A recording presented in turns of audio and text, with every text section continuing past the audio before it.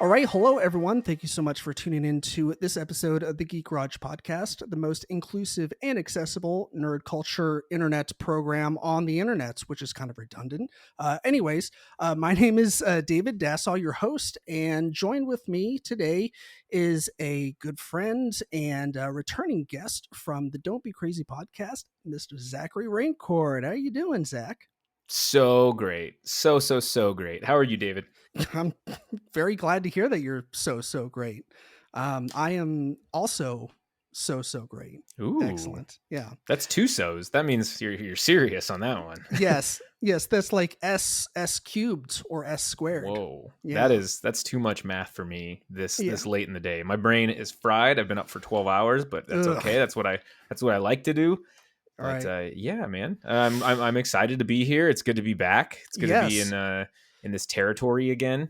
This is like Yeah. when the Bloods and the Crips kind of bury their hatchet, Right. locked down at the rec center sort of thing. So The east side and the west side come together. there you go. The Seattle and the Nashville, put aside their differences.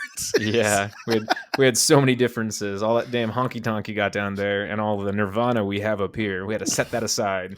Right, because that's absolutely the only two things that our cities have to offer is honky tonks and Nirvana. Every time you watch a sporting event from Seattle, there's always a fish being thrown, and there's always Pearl Jam or Nirvana or Soundgarden being played. I swear you could do a drinking game with any type of Seattle sport. They're like, yeah, let's show these things, and then obligatory shot at the Space Needle, of course. Right, yeah. It's the same with Nashville. We just I mean, it's definitely gotten better over the years, but at the same time, progressively worse because like the touristy stuff is all downtown. Like when people visit, they only want to do like downtown stuff. Right. And what downtown is like the Country Music Hall of Fame, the honky tonks, all the museums like the George Jones Museum and all those. So it's it's Nashville has definitely become a super big tourist attraction with lots of country music themed um, events to take part in. But I I very rarely go downtown. I had a great time when I went to Nashville. I thought it was super fun, and I went to the Country Music Hall of Fame because when in Rome. Right, exactly. Yeah. Yeah. So, but the food was excellent. I had one of the best Tex-Mex food items or restaurants I've ever been to. I can't talk right now, apparently. No, it's but all right. yeah, it was absolutely fantastic. I think it was the Gulch. Is that an area in? Okay, so it's down the Gulch is it's kind of like it's in a weird spot in relation to downtown. It's kind of like underground, but not really like not underground, but like it's on a lower level than Broadway. So right.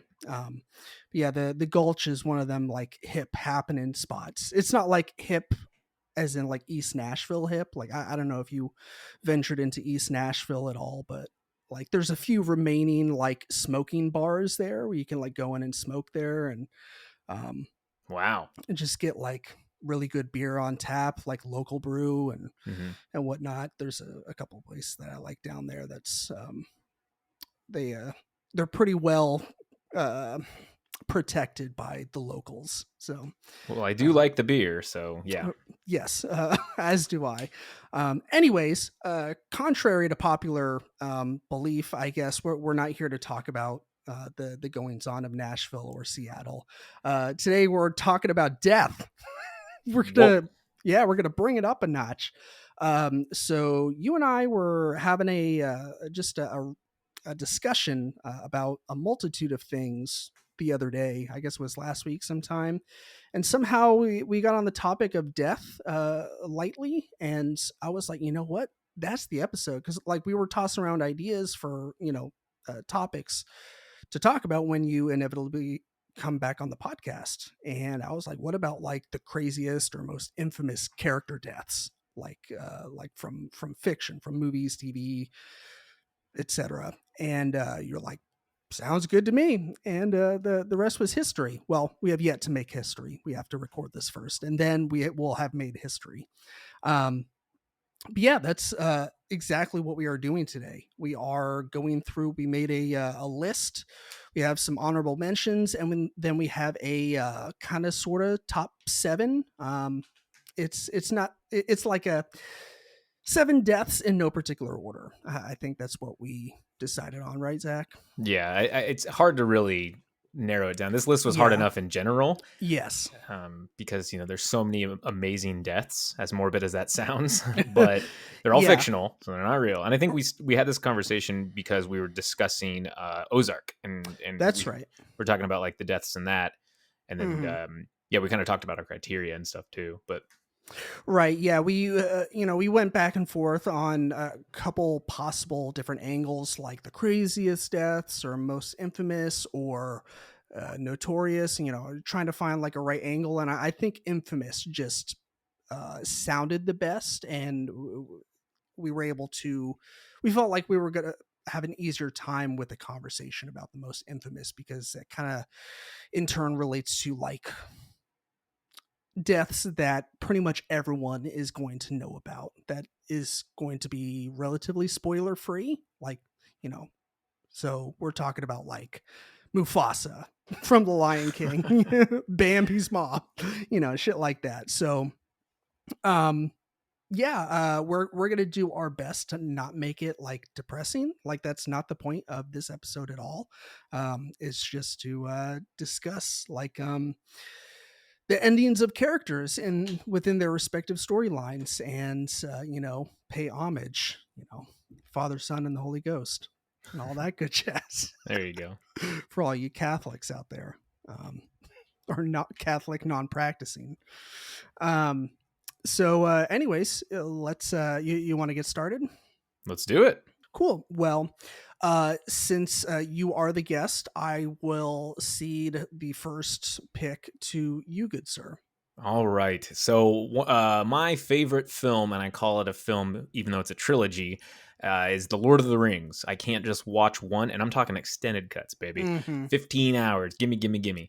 But, is it really 15 hours? Well, it's so Return of the King is like 5 hours and 10 minutes. Oh my God. Two Towers is like 4 hours and like 25 minutes or something like that, or 30 minutes. And then Fellowship is a tick over 4 hours. So wow. it's quite a bit. It's about 15 hours, but I love every minute of it, and I could have more hours. So I can't just watch one and be satisfied. I'll eventually have to watch them all, just kind of like Harry Potter. It's hard for me to just put a random one on. I have to kind of go in sequential order. But in Fellowship, which actually isn't my favorite of the three, but in Fellowship, this amazing character had an incredible send off, and men suck. We all kind of know that, and the race of man is always corrupt. But I'm talking about Boromir. So the death of Boromir was so heartbreaking and so beautiful, and it did the book justice, in my opinion. And good old Sean Bean, he's died about 24 different times in his movies. The poor guy, Ned Stark and whatever else you name it. Alec Trevelyan. Yeah, Alec Trevelyan. Yeah. Yep. He dies in so many movies, but love the man. I think he's brilliant. But the whole, taking 3 arrows and he still is killing orcs. It's just incredible. And they're not regular orcs, they're Urukai. So it was such a pivotal and memorable moment in film history for me, because one of those giant arrows is easily going to kill somebody. But this Boromir was such a strong warrior that it took 3, and he was still fighting people off. And then he ends with that beautiful line to Aragorn, and he says, "My brother, my captain, my king." And he dies, and it's very heartbreaking. It's hard to watch each time, but I absolutely love it, and that will always be, if we were to do a number one, that would be number one for me. But okay, it's in no particular order is my list. And so Boromir, though, is getting all choked up thinking about it. Yeah, it is a very redemptive death. Is that a word, redemptive? Yeah, it was a redemption death. Yeah. I think redemptive is probably a word. Well, we'll go with it. But we'll say it's a word for the sake of this conversation. It was a very good way to kind of cap off that act of the movie, because he spent a good portion of his on-screen time trying to convince Frodo to like lend him the ring, or like he knew exactly what he could do with the ring, like, and he'd be like, I could take it back to Dad, and And he could eat everything. tomatoes and chicken in front of me. Oh my god, that was so fucking gross. Yeah. But yeah, very good first pick. Cool. Kudos to you. Clap. Thank you. I did my Um, homework. good job. So for my first pick, I'm going to one of the most beloved Morgan Freeman films, and maybe one of the very few. Not Tony Robbins. What's Tim his? Robbins. Tim Robbins. Thank you. Tony Robbins hungry. I was like the motivational speaker. Yeah, that's not right. So I am talking about Brooks from the Shawshank Redemption. I saw this movie for the first time quite a while ago. I was probably a teenager, probably in high school, and the death didn't really mean much to me at the time. But after rewatching it a couple times, revisiting it when I was a little bit older, it just hit me differently. Like, he's aside from uh Tony Robbins, Tim Robbins, he's pretty much the only one in prison that like gets out legitimately. And but they say in throughout the whole movie like he's what like institutionalized, or something to that effect, where he's just been in prison for like the majority of his life.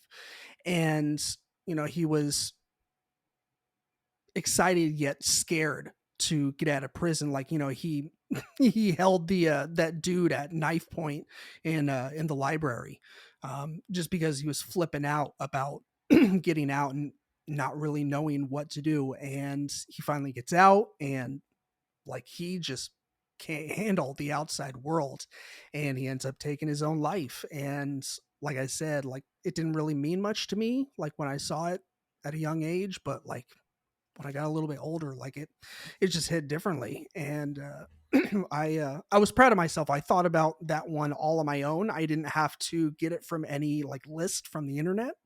Uh, so yeah, that's my number one pick. Brooks Was Here. That's a great choice. That is actually one of my top 10 favorite films of all time. And it's one Oh of the yeah. movies that, if you're, let's just go back in the Wayback Machine and it's the 90s and you're flipping through cable television, every time you land on TNT, I swear to God, that movie's playing.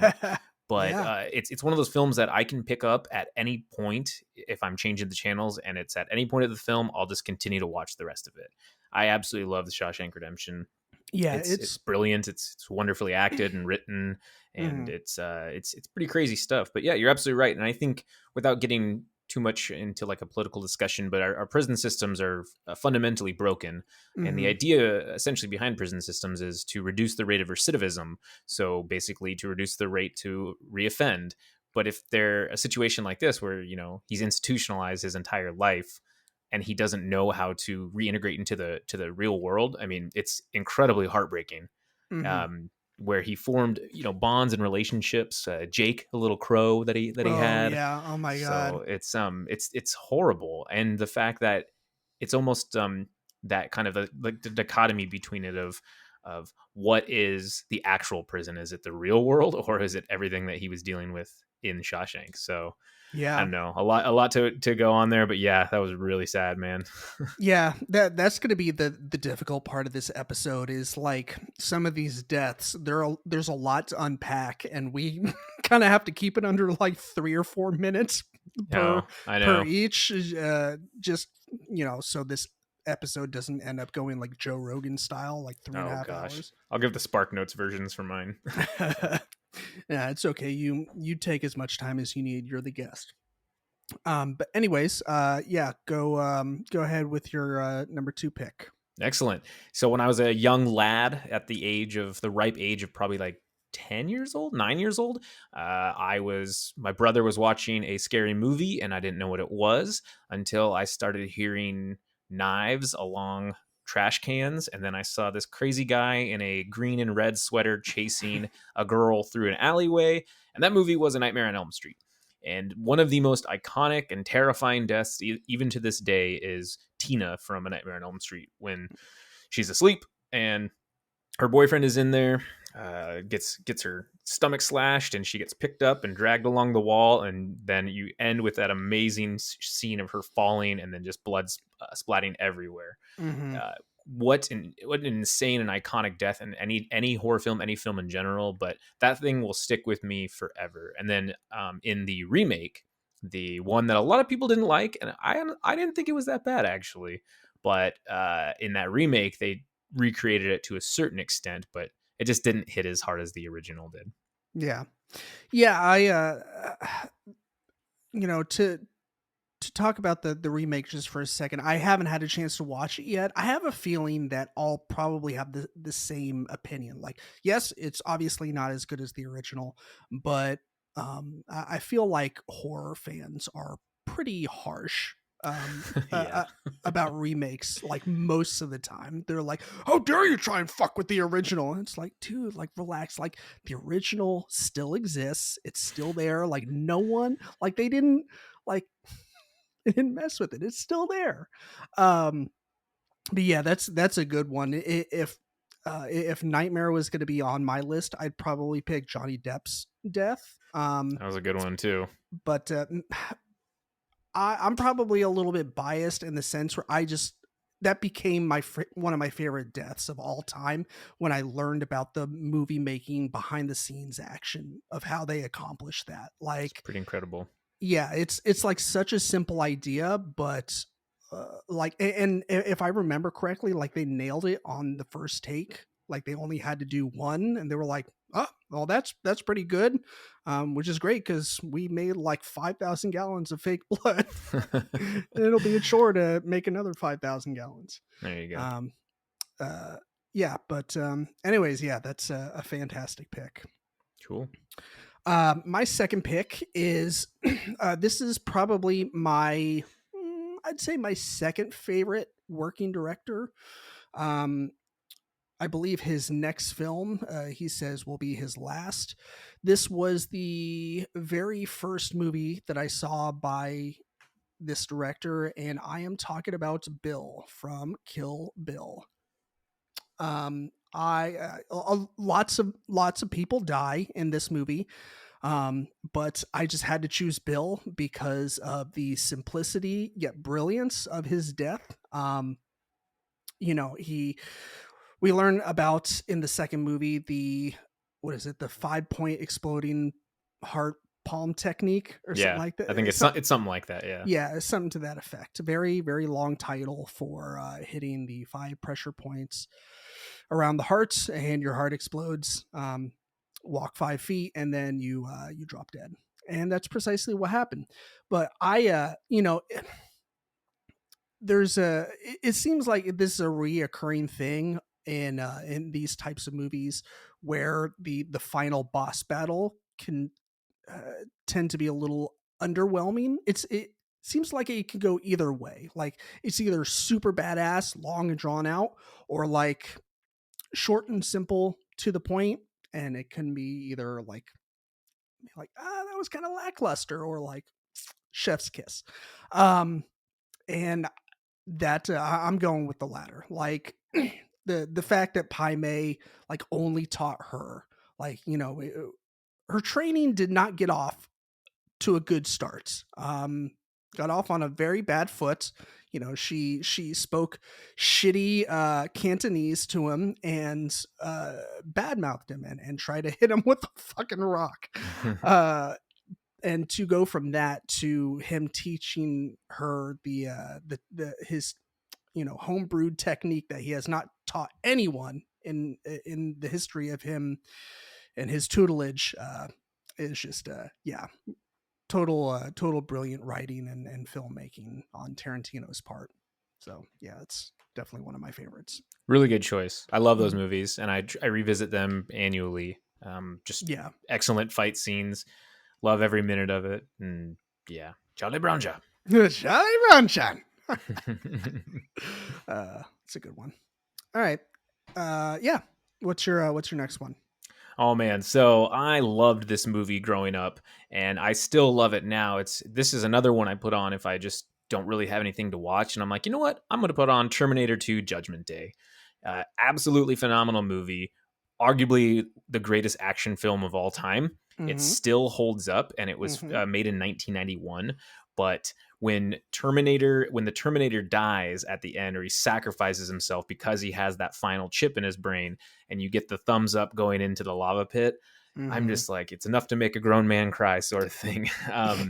Because Goddamn right it is. he's that father figure that John Connor needed the entire time. And Kyle Reese wasn't around because he was in the past, but he was also in the future. But then he was also in the past, and then your whole head explodes, and you're like, whatever. But having Arnie there, as the titular character, and then have to sacrifice himself is so heartbreaking. But Mm-hmm. I love it. It's iconic, and it'll always be the thumbs up going into the into the, it's not lava, but molten fire pit. Let's call it that. The molten. The molten. It's Yeah. like cheese pizza, like molten cheese pizza. That But that yeah, love it. that's actually what he's descending into. Yeah. Not too many people know that, but it's just a giant vat of cheese, mozzarella cheese. It's the inside of a hot pocket. Actually, that would be like the hottest thing. You can throw a hot pocket in the freezer for an hour, and it'll still be like molten cheese when you pull it out. It is insane. Yeah, they okay, so short tangent, like what the fuck, hot pockets, like you let it cool for like 2 seconds and all of a sudden the exterior crust is like hard as a fucking brick. Like Yeah. I don't get it. Like you're forced to eat it while it is boiling lava. But anyways, white people problems. All You right. but no, that is an excellent pick. I actually saw Terminator 2 before I saw the original, and there was a large gap in between those. Like I saw Terminator 2 probably close to when it first came out.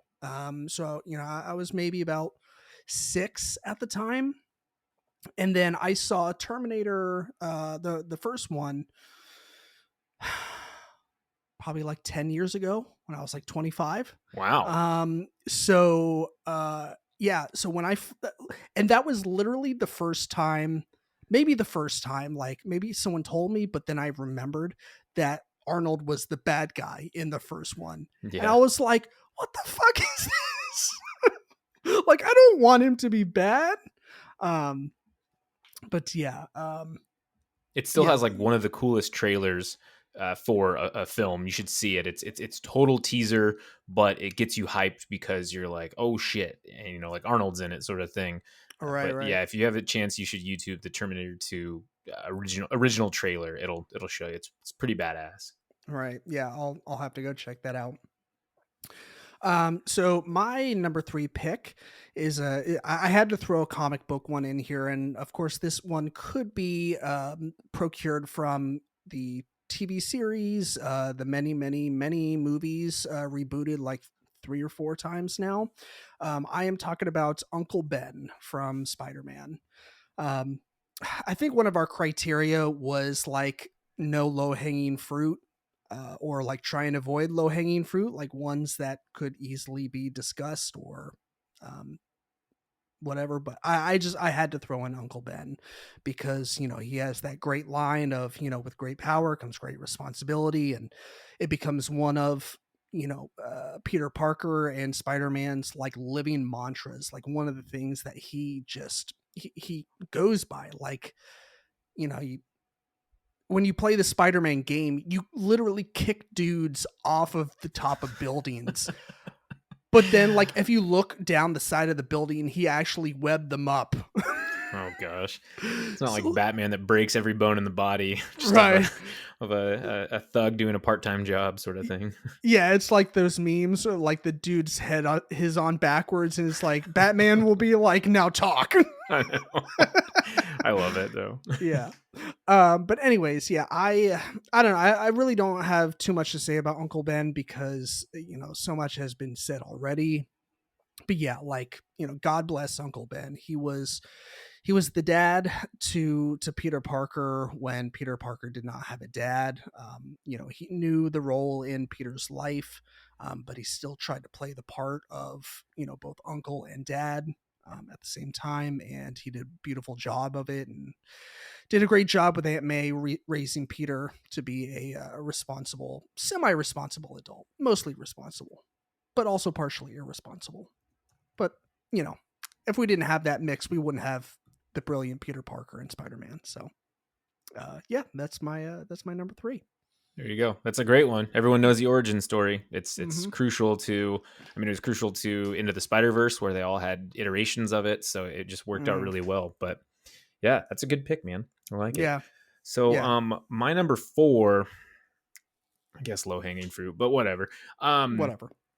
This one, I mean, I think of it of how it affected me. It was one of the greatest movie theater watching experiences I've ever had in my life because of all the pomp and circumstance that led up to it. And I'm talking about Avengers Endgame. Mm. We know what one I'm going to talk about, but I mean, just that build up for the moment when, spoiler, Tony Stark dies.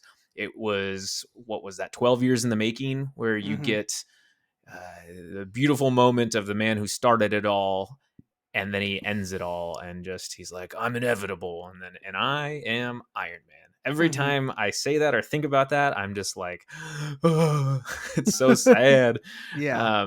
Just that final battle's utterly insane and beautiful and incredible and everything that we wanted. And I'm still blown away that the Russos and Kevin Feige and everybody were able to piece it all together, because it's such a massive undertaking, right? Or such Mhm. a massive achievement. And so it's fascinating that it worked so well, and everybody felt like they had good screen time. I don't think anybody really got cheated out of it necessarily, but there were several moments in the final 20-30 minutes of the movie where I thought, Steve Rogers was going to die, and I thought XYZ was going to die. It was so much. And for it to end that way was just a beautiful send off for Tony.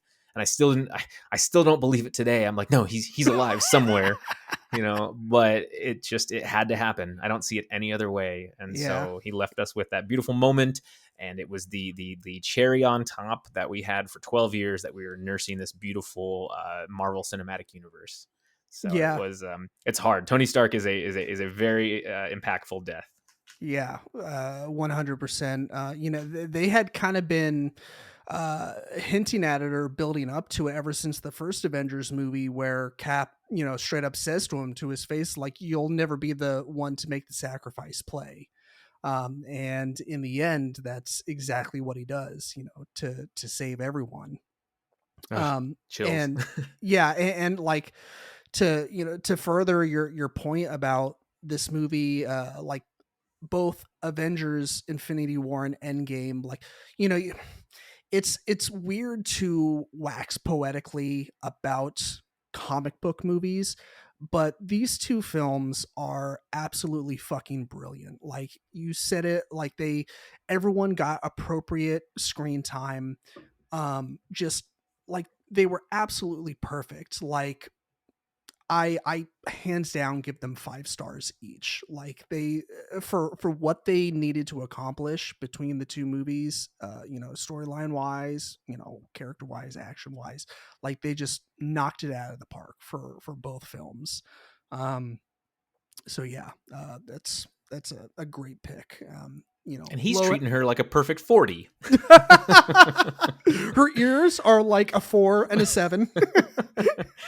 But yeah, it's hard to beat it, man. It's like I think about watching it right now just because it's so beautiful, and Hmm. it's a whole journey. I don't want to watch every Marvel movie, but I would just probably watch Infinity War and then Endgame if I had an extra 6 or 7 hours to spare. So.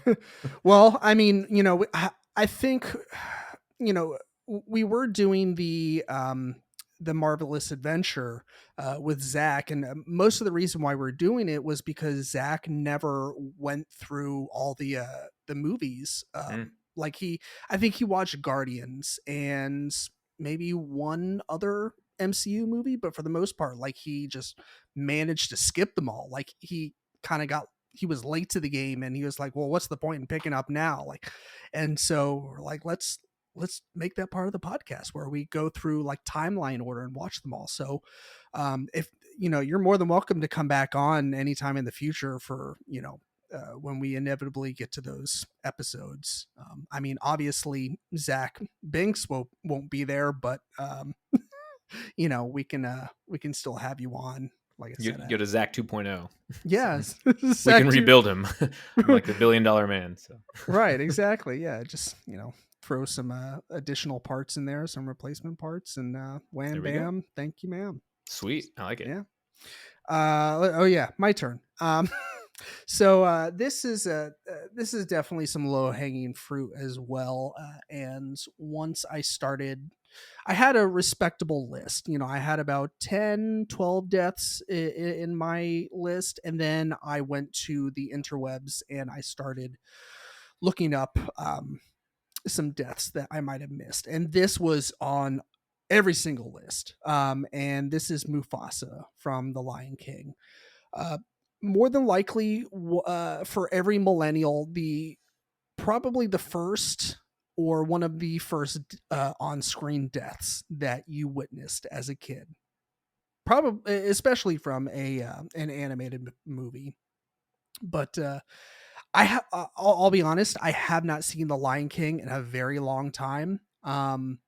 But I fucking loved this movie growing up. Like, it was always a chore getting through that scene, with Mufasa dying and, long live the king. And, but, after that, you know, smooth sailing. But yeah, it's, Mufasa's death. Like, it was one of those things where it had to happen in order for Simba for his storyline to officially kick in, for him to, grow up and run away from home, eventually find his way back home. And yeah, it's we all know the joke. It's, the animated version of Hamlet with lions and tigers and bears.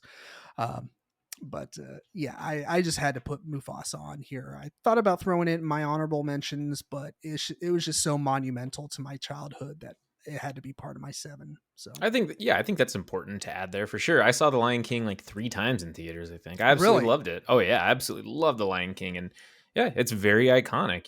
I killed Mufasa, so yeah, it's a lot. That's a really good choice though. yeah, good old Jeremy Irons. Jeremy Yeah, Irons. yeah. I honestly, I don't think I've seen him in a ton of stuff, but I do know that he voices Scar, and I do know that he was Alfred in and The the Batfleck. Batfleck, the Yeah. Batfleck. Why'd you say that iteration. name? Why'd you say that name? Oh god. Collective eye roll in the theater, and I'm a diehard Batman fan, and that one made me mad. But Yeah, I'm definitely in the minority where I did not mind Batman versus Superman. I will be the first to admit it is nowhere near a perfect movie. Has many imperfections, but I still enjoyed it. You know, just can't maybe stand that Jesse Eisenberg. Oh god. that it would be one of the major setbacks of the movie for me. Like, if you're like, okay, David, I want you to set aside a couple things that you really fucking hate about this movie, and it's like Jesse Eisenberg, because I had high hopes for him. Like, he was like a real big up and comer. Like, when they cast him as Lex Luthor, and like he just came off as like not what we were expecting. Like, he was trying to do his own weird version and just didn't land. Whatever. Anyways, um, yeah, we got to get off Batman, or else we will we'll be here all night. All of a So sudden we hear something in the way. yeah, exactly. That's the better Batman, Oh my god. the much better. Don't Batman. even get me started. All right, I'll move on to my number 5, I believe. So Yeah. this one's a newer one for me, and it's weird because it's probably the oldest movie. It is the oldest movie on my list, but I had not seen this movie in its entirety until we recently did an episode for my podcast, the Don't Be Crazy podcast, and I'm talking about 1960 Alfred Hitchcock's Psycho. Mm-hmm. So one of the most iconic just scenes in general from any movie that you could just go ree ree ree ree, and most people will know, but it's Marion Crane when she gets murdered in the shower by spoiler Norman Bates, who's dressed up as his mother, Norma Bates. But it is so well done. The shots that they did, the cuts that they did, not knife cuts, but like edits that they Mhm. did were so incredible and just iconic. You know, the dun dun dun dun. The score Yeah. was amazing. So I think that's a damn near perfect like death scene in any movie. Mhm. When I was writing this list, I completely spaced, and I'm like, oh my gosh, I gotta put Psycho on there. It's so iconic, and it's been, you know, people have used it in their movies and they've referenced it so many times, like Wayne's World, right? You know, he's hitting the thing, he's going ring, ring, ring, ring. So it just makes sense. But yeah, Marion Crane from Psycho. Yeah, I intentionally left her off of my list because I had just a Peter tingle that you were going to put it on your list, because, like you said, you just covered Psycho on the Don't Be Crazy podcast, um, and yeah, I was keeping her like for backup in my honorable mentions, but that is a excellent pick. It's like you said, a classic death scene. Just that whole scene. Like I recently revisited Psycho. We covered it not too long ago on the podcast. Maybe about a year or so ago. We covered it, and that's when I rewatched it for the first time in several years, and holy shit, man, that movie is beautiful. Like, and it still holds up. Like, it's like 80 years old. Not that old, but it's pretty old. And yeah, like that shower scene, like that shot where you see the door open, and Norman is standing in the doorway. Of course, you think that it's a woman, but yeah, that just the way it's framed is like absolutely brilliant. And then the rig that they made so they could get the shot, the point of view shot Showerhead. from the shower head. Yeah, Yeah. just it's like, oh, like a masterpiece. It really So is. And it gave us the real first big movie twist where this entire film, a good 30 minutes into it or almost halfway into it, you're focusing on Marion Crane and you're like, oh, she's the main character. Just kind of like Tina from A Nightmare on Elm Street, right? You get a good 15, 20 minutes of Tina and then you're like, oh shit, she just got murdered. mhm. So you're kind of like, wow, that was crazy. It was almost like the MacGuffin.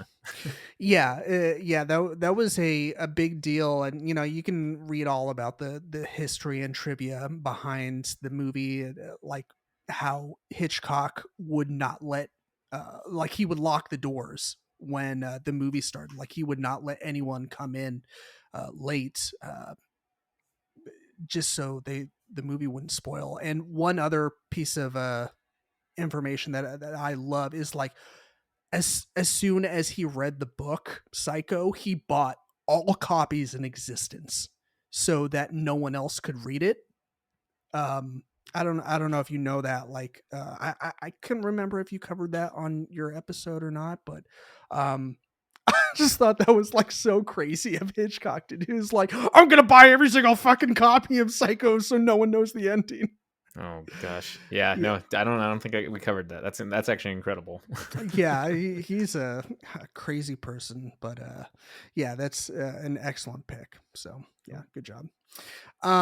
So my fifth pick is, I had to throw one in that wasn't completely objective, where like everyone would celebrate this one, but I do feel like there has to be listeners out there that will like agree with me on this.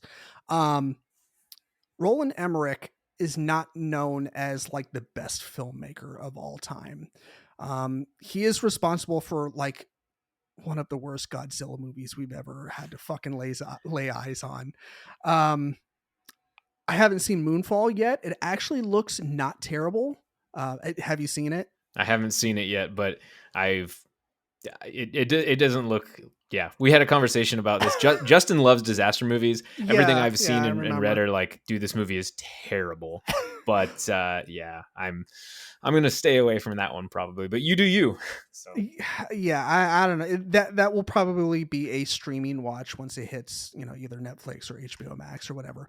But anyways, um Independence Day was one of my favorite movies of all time when I was a kid. Like, I was fucking obsessed with aliens. Like, I could not get enough. Like, it was the perfect blend of entertainment and horror to me. Like, I was so terrified of aliens. Like, the look of aliens, the idea of being abducted, like, it was all horrific, but at the same time super fascinating. And I just like everything that I could get my hands on, like literature wise, reading material, viewing material. Like, I had to consume it all. I was like Tom DeLonge for like 3 years. Um, and I am talking about Russell Case from Independence Day, the pilot who the crop duster who sacrifices. He makes the sacrifice play to fly his plane into the laser beam of the biggest one of the biggest ships, and explode it so that all the other ships can explode, and I don't know, do some funky business with whatever the virus that they Will Smith and Jeff Goldblum were inputting into the like how the fuck that worked. I don't know. Like, but it's a movie about aliens, so suspension of disbelief is already on the table. Um, but yeah, like I just had to throw that in there because it was one of my favorite movies growing up. Um, it features Will Smith punching aliens before he was punching Chris Rock. Wow. Slap, slap, slappity slap. Yeah, exactly.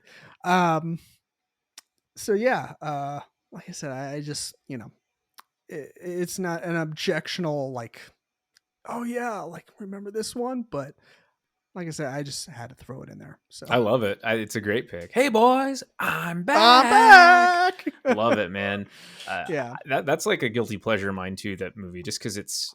I'm not a disaster movie guy, and that movie even gives me the heebie-jeebies sometimes because I don't Hmm. like destruction. But I absolutely love Independence Day. I saw it in theaters when I was a kid. I had the toys. I would always say "Welcome to Earth," and I would like Welcome to Earth. punch my pillow or something like that. Right. Yeah, it was fun, man. That's a really good choice. I like even though Randy Quaid is kind of crazy, I think he had to flee to Canada or something like that. He'll Oh always yeah. have that memorable death. Yeah. And Cousin Eddie. So Yeah, exactly. Yeah. That's like I said, I just had to throw it in there. So hell yeah. yeah. What's your numero seis? All right, I am jumping to the world of TV, and I was a late bloomer to this show. It had already been on and completed, so I think the hallmark for any really good TV show should be anywhere between 5 and 6 seasons, and then you should kind of stop at that point, or less. So like Ozark, 4 seasons, Breaking Bad, 5 seasons, Better Call Saul, 6 seasons. But Mhm. this is one of the greatest shows of all time, and that is no hyperbole. I'm talking about The Wire. Mhm. The Wire, 2002 to 2008, there were only 5 seasons, but damn near a perfect show. I'd probably say it's a perfect show. It's a fucking masterpiece. Anyhow, one of the greatest characters and probably the most recognizable character is Omar. Have you seen The Mhm. Wire? So I haven't finished it yet, but I think I'm on. What did you say? It ran for So six it's only five six seasons. It's five. 5 seasons. Yeah. I think I'm on season 4. Okay. So Yeah. it is absolutely incredible. I'm gonna spoil it for you though. Is No, that don't worry okay? about it. Yeah, All right. perfectly So fine. Omar Little, he is he's a gangbanger, but he also kills drug dealers, and it's just he's like the enemy of my enemy is my friend sort of thing. He's this rogue guy who's just robbing drug dealers and so badass, and some of the coolest kills in the show, just some of the best lines. And Michael K. Williams, we lost him last year, Hmm. R.I.P. But Yeah. phenomenal actor. You'd always have, Omar coming, y'all. Like just Yeah. absolutely Yeah. incredible. Had that whistle. Yeah, exactly. And how he dies in The Wire is so shocking. And you're just like, what? He just gets killed by this kid in a convenience store after he just survived like this onslaught. And it's heavy, man, because it comes so quick, very much in the vein of anything from Ozark or anything from Breaking Bad or just or a Game of Thrones sudden death. You're just like, holy shit. And for such a gigantic character to go out that way, it's hard. You have to comprehend it for a little bit. And he's Michael K. Williams is absolutely phenomenal in The Wire. So yeah, Yeah, Omar Little. that's a good pick. Yeah, I like I said, I haven't quite gotten there yet. That totally fine. I so people like everyone and their mother talked up The Wire. Like, oh, it's the best show on TV. It's at least the best show on HBO. Like, best thing they've ever done. And like, I'm watching it and I'm enjoying it, but I'm like, okay, when does this get good? And I realize like halfway through the first season that I'm just stupid. Like Michael Scott has the best quote about The Wire. He's like, I've been watching a lot of The Wire, although I don't understand any of it. I'm like, holy shit, that is me. Like when I finally got around to watching most of The Wire, and then went back and rewatched The Office for like the millionth time, and got to that Michael talking head, I was like, oh my god, someone else gets me, even if it's a fictional character who gets me. Like, yeah, I'm convinced that's the reason why I wasn't fully enthralled with The Wire. Is that it's just it was hard for me to understand what's going on, but you know, Yeah. uh yeah, the, I the dumbed down version is it's about the bureaucracy and the nightmares that we have in any bureaucratic hierarchy. So right. any job we have, this just happens to be the police department, where even the drug dealers, they have their hierarchy that they have to deal with, but then they run into bureaucratic issues with that. Like if they want to go to a street corner, but Stringer Bell's like, no, that's not how we're going to operate. Mhm. It's just things get tied up. And with the police department, this is obviously well before issues came to surface with policing, and so they were kind of looked at like heroes back then.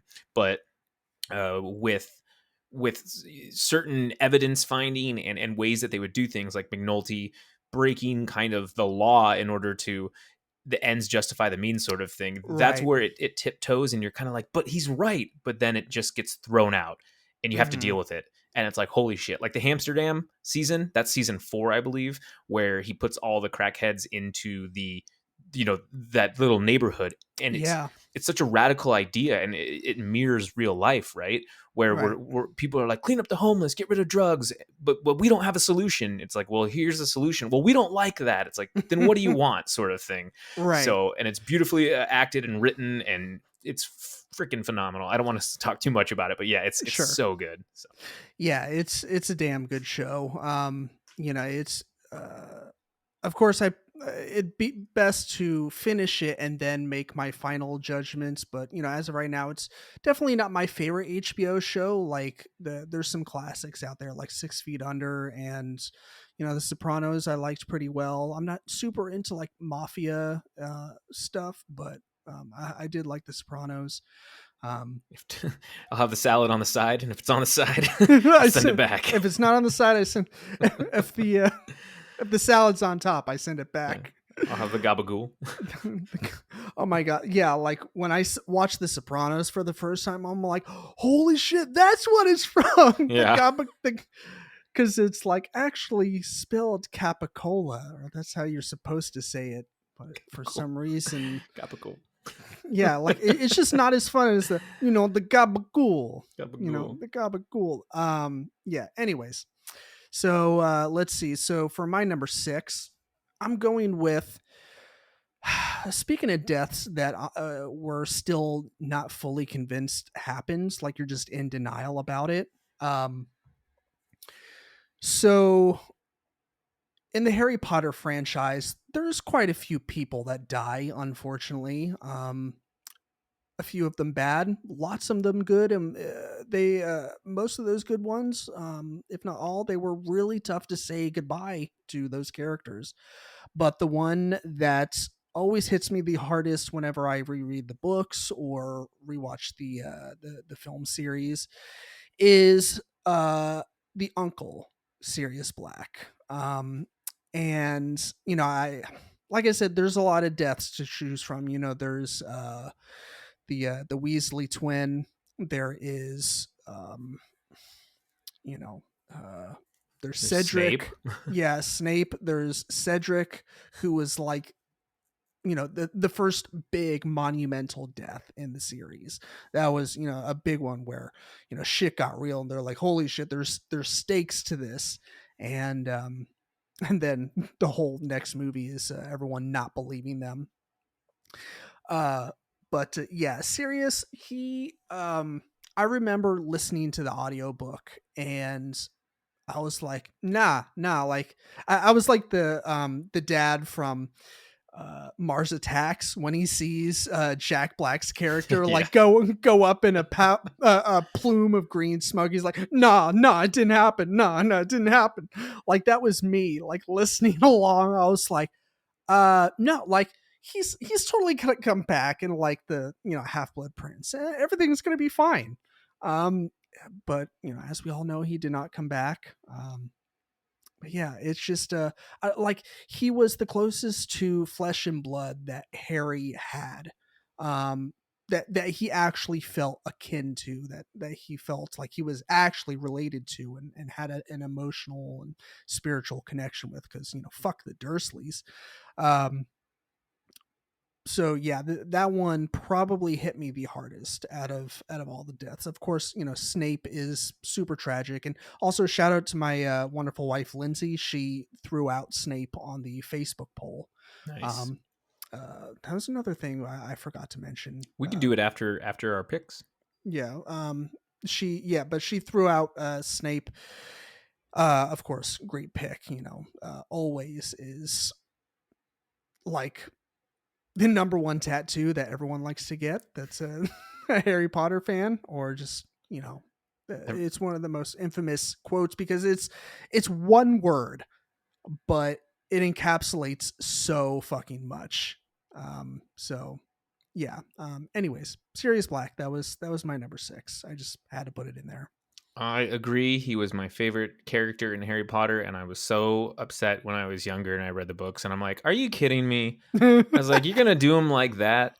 And they did a good job in the movies, though, I think. A lot of people had gripes about Order of the Phoenix, but it's a long book. It's like 1,000 pages, and you can't make an 8-hour Harry Potter movie. So it's they had to do some things. They had to trim some fat. Yeah, I always go back and forth on what my favorite Harry Potter movie is. Like always, like every time I sit down to try and figure it out, I go back and forth with it. But I firmly believe that Order of the Phoenix objectively is the best made of the 8 movies. I just because of what you said about the adaptation from the book, like it is the longest book, correct? Mm-hmm.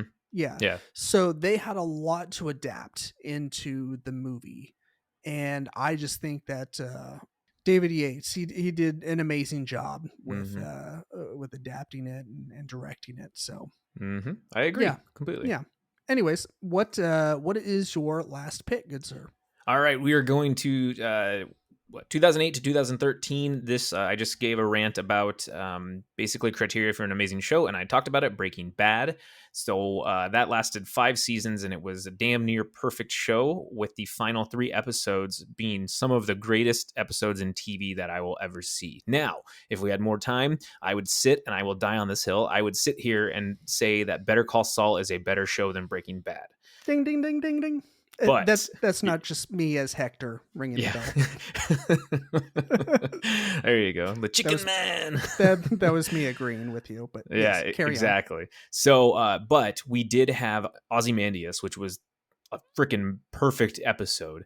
And when the character Hank, who has lasted the entire series, has the moment when he says, "Walter, you're the smartest man I know, but you're too stupid to see that he already made up his mind 15 minutes ago." I'm paraphrasing, but then Hank gets shot, and it is so heartbreaking because I did not think it would happen. I did not think it would go that way, and it was a lot to process. And I actually got it spoiled, so I was late to it, and I jumped on it a year after it finished. So I was watching it all on Netflix, and I was on season 5, like halfway through, and I was getting on a bus in Seattle, and I overheard this guy.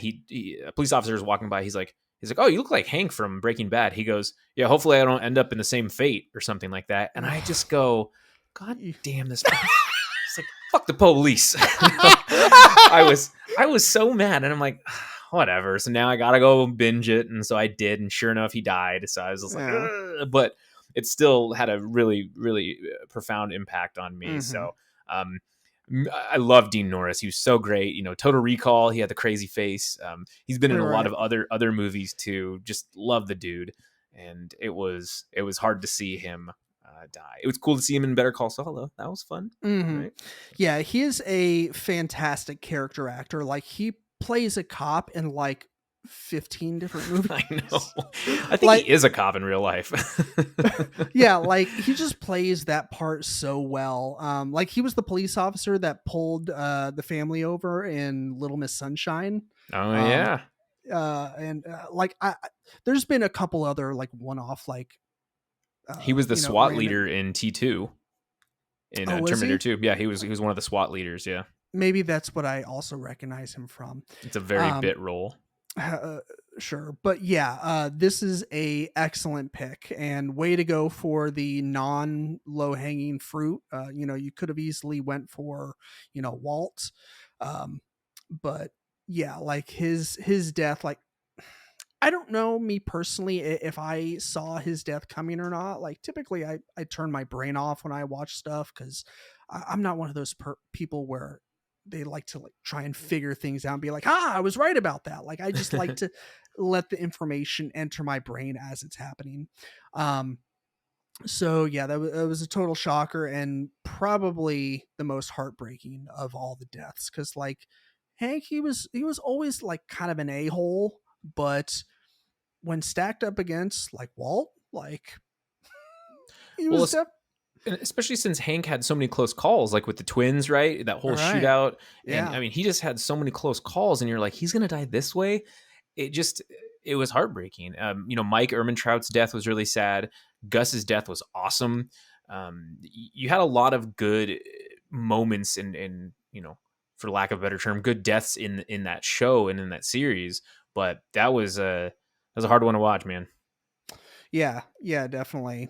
Well, mine is my seventh pick is semi-related.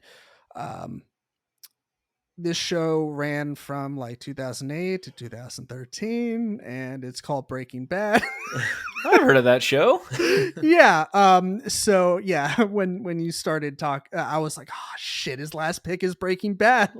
And I was like, okay, I was trying to guess if it was going to be Gus and Hector. And thankfully it wasn't, because it makes this conversation a little bit more interesting. Slightly odd that we're both ending on Breaking Bad, but I just had to throw in like an awesome death where you're like, you kind of just throw your fist in the air, because like the death is so awesome, like the circumstance, and it's like the death of two major key players in the series. Walt being Heisenberg, he always played to like the highest bidder, like whoever's gonna help him out, like, and he just goes to ends up going to Hector, and he's like, hey, I know you hate Gus. I too hate Gus. You want to blow him up with a wheelchair? It's just so goddamn good. And the classic scene of him walking out and straightening his tie, and just falling down, and you pan over to see half his face is blown off. Good old Two-Face action going on. But yeah, that's my seventh pick is Gus and Hector. Just super satisfying, as weird and kind of sick as it is to say about character deaths. We are talking about fictional circumstances, of course, but yeah, such a good one. Classic. Fantastic choice. Mm-hmm. Yeah, you can't go wrong with that. And that's why in Better Call Saul, you just teeter on that, God, I hate him so much, but you're like, but I'm also kind of rooting for Gus. And then you're like, no, but he's terrible. And yeah, it's tugs at the heartstrings. Yeah, if I had to pick one, I would definitely be Team Gus, Team Gustavo. Because I don't know. I I love how like calm and collected he is. And so like the slightest like movement out of place or like characterization that's not on the cool, calm, and collect side is like, uh-oh, like it's a clue as to how aggravated Gus is being. Whereas like Hector, like pre wheelchair times, he just had the tendency to flip out. Like he's a Salamanca through and through. So like as entertaining and fun and funny as it is to just watch like Hector and really any other Salamanca just blow their fuse and just um like I love Gus, and they definitely made one of the best rivalries in TV history. Just constantly one upping each other with Heisenberg in the middle, just with a stick. Like, yeah, do it, Exactly. kill each other. All right, so you want to do some honorable mentions? Yeah, and for the sake of time, I won't discuss them too much. I'll just say Sure. them. But so Samuel L. Jackson from Deep Blue Sea, that was a very like holy shit surprise death. Yeah, he had that like kind of brief monologue or whatever speech, and all of a sudden, shark comes out of nowhere. First, we gotta seal up this door. So yeah. So Right, pretty yeah. crazy.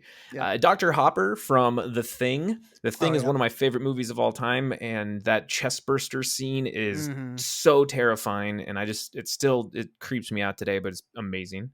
Yeah.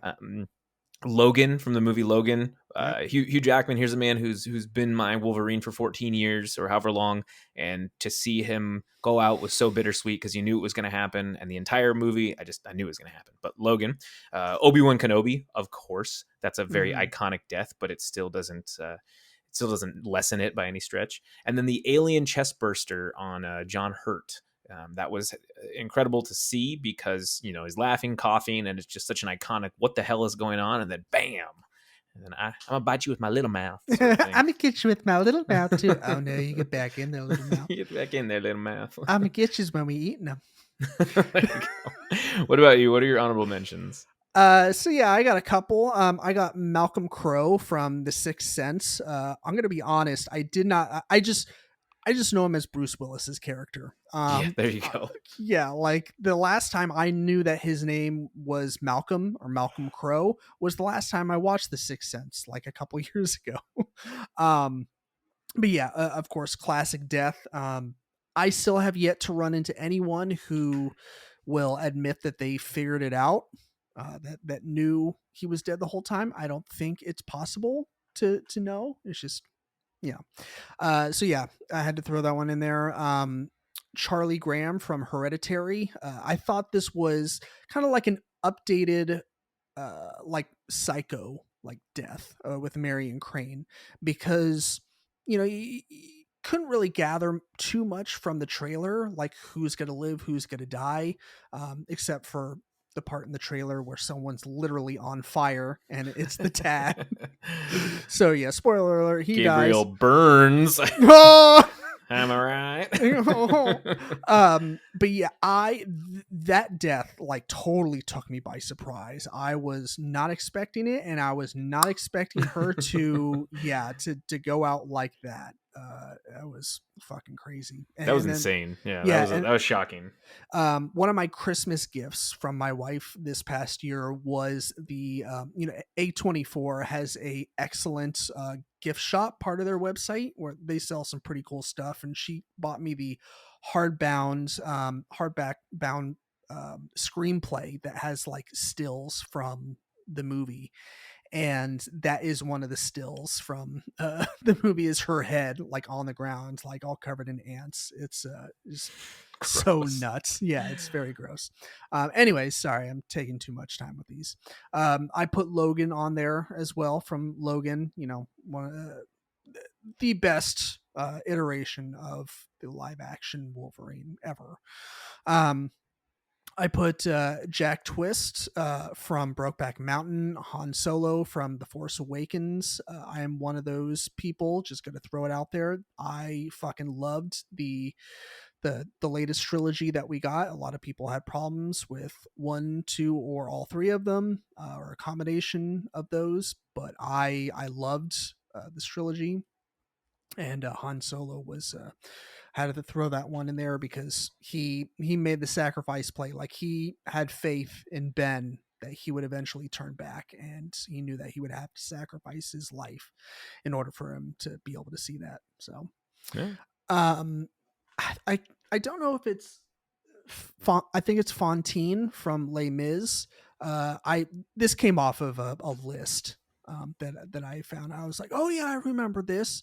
The one and only time I've watched Les Mis, because I just can't do it again. It's so goddamn heartbreaking, and her scene in particular, like after she gets her hair cut off and she's like singing "I Dreamed a Dream," like I'm getting so fucking sad just thinking about it. So yeah, had to put that one in there. Spider-Man from Avengers Infinity War, of course we know he comes back, but yeah, like it was so heartbreaking to learn that the reason why his death took so long to happen, to get dusted, was because like his spider regeneration abilities was like kicking in and fighting the death, but eventually succumbed. So yeah, that was definitely heartbreaking. Also from, the Avengers, Natasha Romanoff, aka Black Widow, I thought that was damn near heartbreaking. I was not expecting her to go, but she did, unfortunately. Let's see, Marvin from Pulp Fiction. Oh man, I shot Marvin in the face.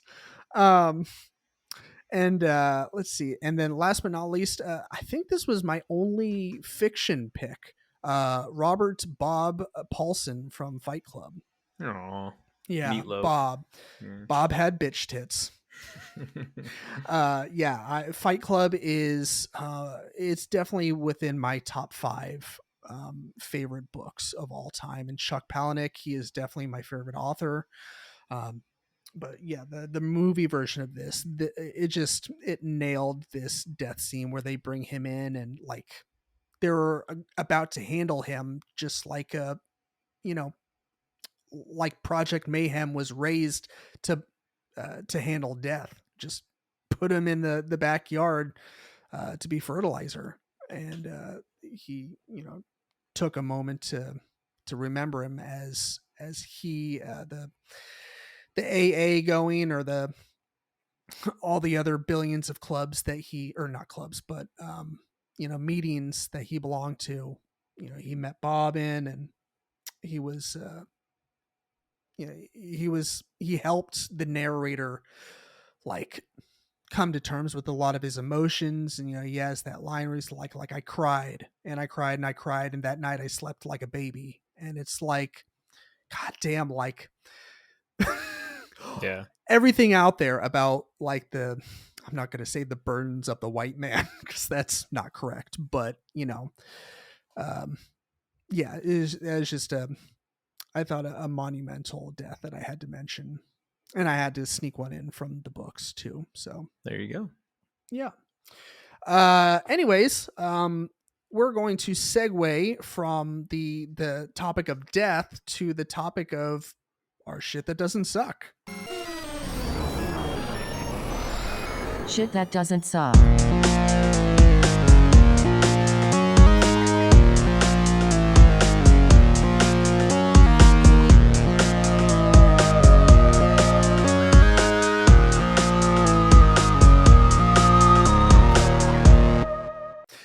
Zach, what do you have for us this week? So I am a big Formula One racing fan. I jumped on the bandwagon because of Netflix. Those devils. They have a series called Drive to Survive. There are 4 seasons, and I definitely recommend it to anyone who has not seen it. Formula One this week, as of this recording, will be in Miami, and this is the very first time Miami is having Formula One racing. It's a beautiful track, all the glitz and glam.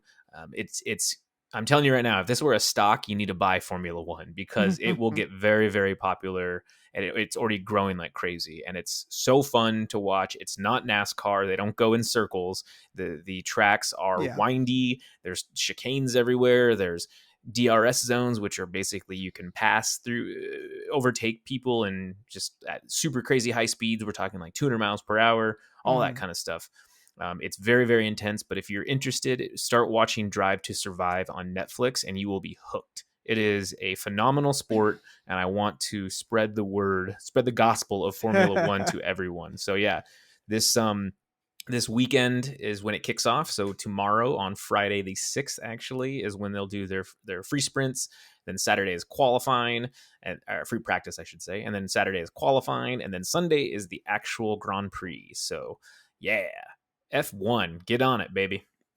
Right on. Yeah, if I was to get into any racing, televised racing, Formula One would be it. Like I've seen it in passing, and I'm like, that looks fucking cool.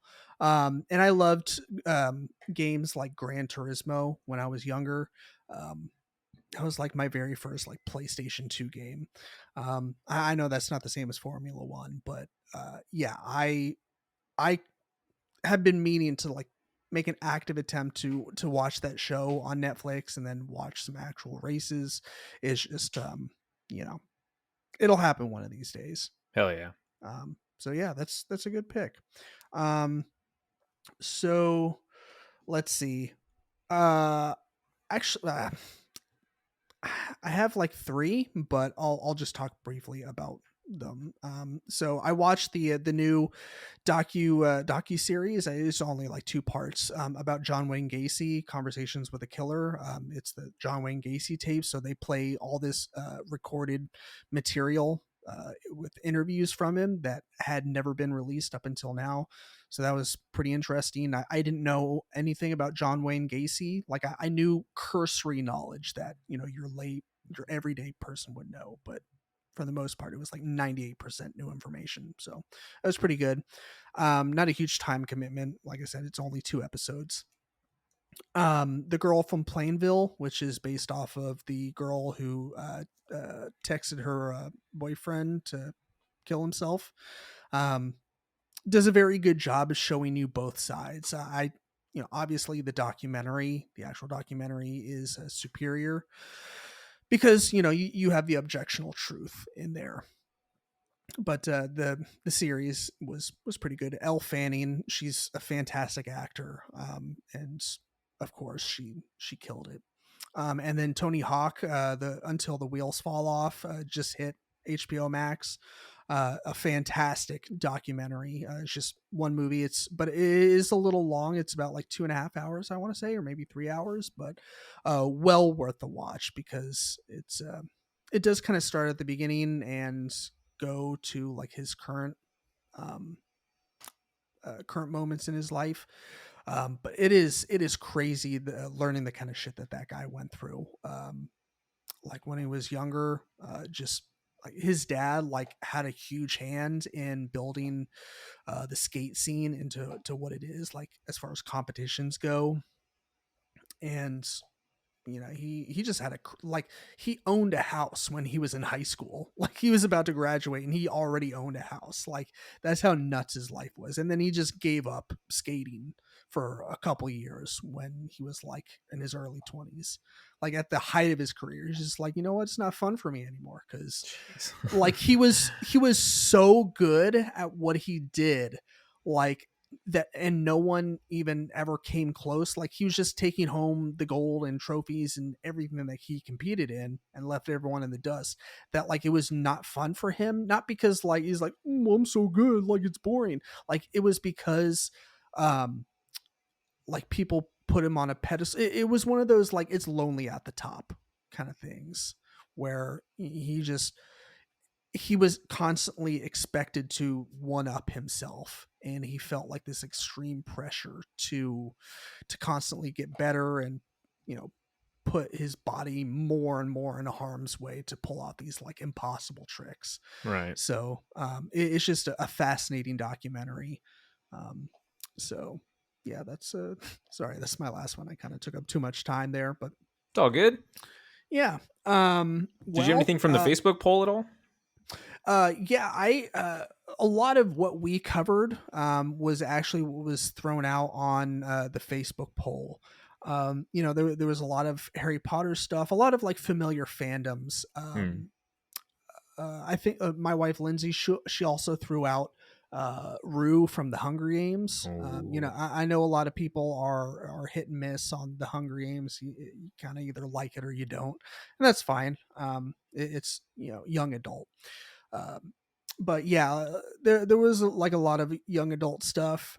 Spoiler alert for anyone who hasn't watched the new Dexter. But Dexter dies.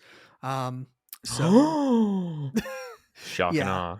hmm so yeah, I think it was Gail who put that on there. She's one of our few Patreon donors, so I had to give her a shout out.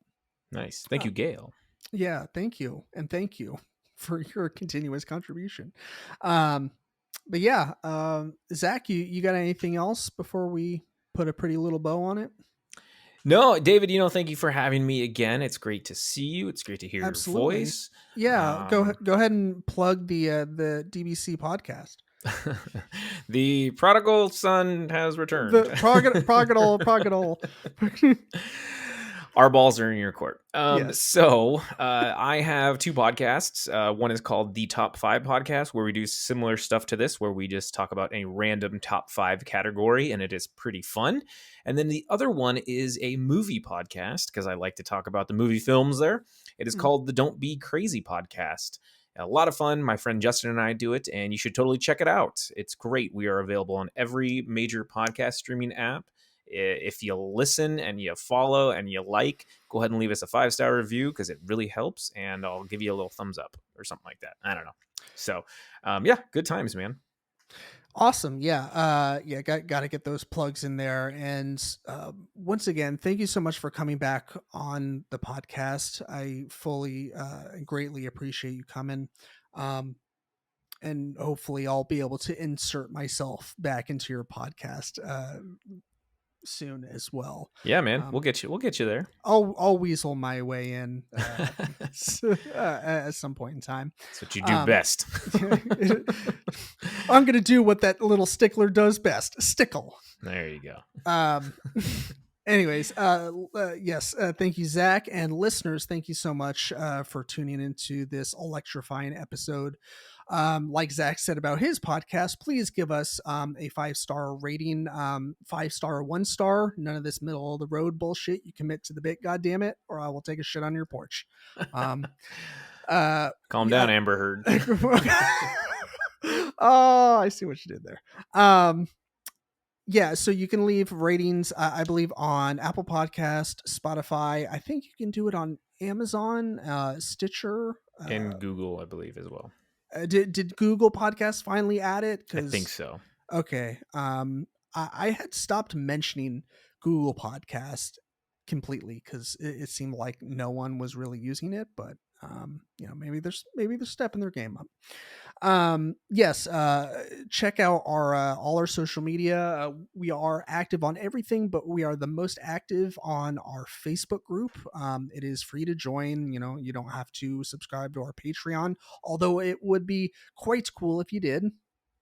We do have a couple of tiers, a $2 tier, a $5 tier, and you get cool monthly perks. You get to be in the cool group, private chat, talk about upcoming episodes and bounce ideas and whatnot. So it's a good time.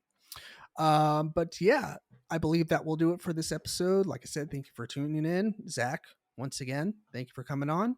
And as always, be kind, stay geeky, and eat lots of cheesecake. Bye. Bye.